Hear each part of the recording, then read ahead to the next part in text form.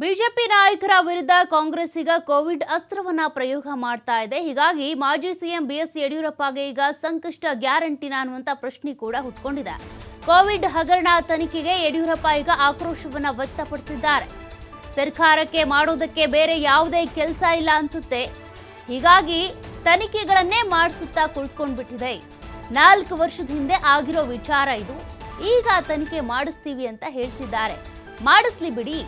ಮೈಸೂರಿನಲ್ಲಿ ಮಾಜಿ ಸಿಎಂ ಯಡಿಯೂರಪ್ಪನವರು ಈ ರೀತಿಯಾಗಿ ಆಕ್ರೋಶವನ್ನು ವ್ಯಕ್ತಪಡಿಸಿದ್ದಾರೆ. ಈಗಾಗಲೇ ಕೋವಿಡ್ಗೆ ಸಂಬಂಧಪಟ್ಟಂತೆ ಮಧ್ಯಂತರ ವರದಿ ಕೂಡ ಸಲ್ಲಿಕೆ ಆಗಿದೆ. ಏನೇನು ಭ್ರಷ್ಟಾಚಾರ ಆಗಿತ್ತು, ಹಗರಣ ಆಗಿತ್ತು ಅಂತ.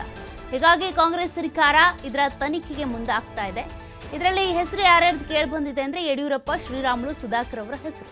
ಹೀಗಾಗಿ ಯಡಿಯೂರಪ್ಪರನ್ನು ಕೂಡ ಪ್ರಾಸಿಕ್ಯೂಷನ್ಗೆ ಒಳಪಡಿಸಬೇಕು ಅನ್ನುವಂಥ ವಿಚಾರ ಇರೋದ್ರಿಂದ ಯಡಿಯೂರಪ್ಪನವರು ಈ ರೀತಿಯಾಗಿ ಆಕ್ರೋಶವನ್ನು ವ್ಯಕ್ತಪಡಿಸಿದ್ದಾರೆ.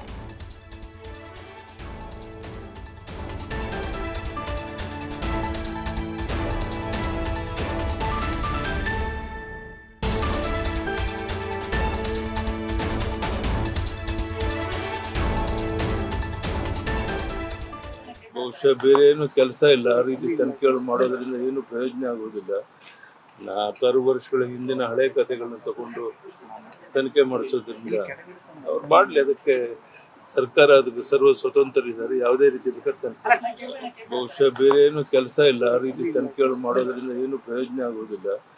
4 ವರ್ಷಗಳ ಹಿಂದಿನ ಹಳೆ ಕಥೆಗಳನ್ನ ತಗೊಂಡು ತನಿಖೆ ಮಾಡಿಸೋದ್ರಿಂದ ಅವ್ರು ಮಾಡಲಿ. ಅದಕ್ಕೆ ಸರ್ಕಾರ ಅದಕ್ಕೆ ಸರ್ವ ಸ್ವತಂತ್ರ ಇದ್ದಾರೆ. ಯಾವುದೇ ರೀತಿ ತನಿಖೆ ಬಹುಶಃ ಬೇರೆ ಏನು ಕೆಲಸ ಇಲ್ಲ. ಆ ರೀತಿ ತನಿಖೆಗಳು ಮಾಡೋದ್ರಿಂದ ಏನು ಪ್ರಯೋಜನ ಆಗೋದಿಲ್ಲ.